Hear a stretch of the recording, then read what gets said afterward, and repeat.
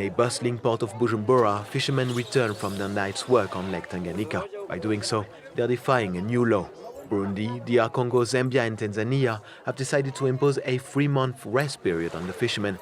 This break should allow the fish to reproduce and sustain their population. Come on, just add 5 or 10 fish. Okay, it's good. I'll buy. Christophe, a fishmonger, relies on the daily catch to sustain his livelihood. If the lake is closed, I cannot come back here to work. I will stay at home because if I travel to come here, I will have to spend money on transport, so I might as well stay at home. His salary will plummet from 10 euros a day to 0. Agriculture is proposed as an alternative revenue source for affected communities, but without financial compensation from the lake authority responsible for the closure, Christophe fears for the upcoming month. I already have debts, and I have a hard time paying them back. And unfortunately, with this closure, I don't know where I'll find the money to pay them. I think I'm going to end up in jail. Some here will have to steal to survive, and we will end up in prison. Studies commissioned by Burundi, DR Congo, Tanzania and Zambia show that fish are becoming scarce. This 3 months of annual respite should make it possible to multiply the number. As scientists have proposed, we will restore fish stocks that are in full decline. The communities will be glad.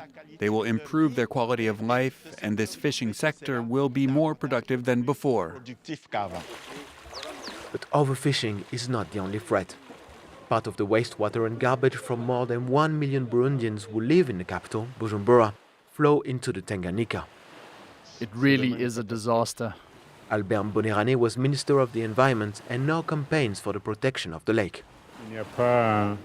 There are no sanitation measures that are implemented well. So you can throw anything in the gutter, and the final destination is the lake. The fish have to flee to find a suitable ecosystem, and this is an economic loss, but also an environmental issue. The water supply in Bujumbura primarily depends on Lake Tanganyika.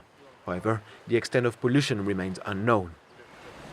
To address this issue and safeguard the lake, the European Union is investing approximately 7 million euros to support the authorities in managing and monitoring the Tanganyika. Pollution and sedimentation means that we have to go back up to 3.5 kilometers so that we can still find raw water that can be used to produce drinking water. Presence of wastes persists even several kilometers away from the lake's shores. These experts deploy a probe to analyze the quality of the water. Now I'll have to wait for each parameter to be stable before proceeding to the exact measurements. Wastewater and plastics stand out, but it is primarily the discharges from agriculture that pose a significant threat to biodiversity. So what hurts the lake the most is first the spreading of fertilizers in fields. This waste is often very harmful to living beings, especially when there is the presence of ammonia, which comes from the decomposition of organic matter. For scientists, the economic capital of Burundi represents a threat to the environment. You should know that Bujumbura is a growing city. Its population will double in the next 20 years, which also means doubling the risk of pollution for the lake. In January 2023, a cholera epidemic occurred due to sewage contamination, despite the presence of the country's only functional wastewater treatment plant. Here are the trucks that bring the wastewater collected to the households. The site has a capacity to treat and distribute drinking water for up to 1 million people. However, Bujumbura's infrastructure is not always adequate to fully utilize this potential. It's difficult to connect all the households in the city since there are accessibility problems. We have to do a lot of work.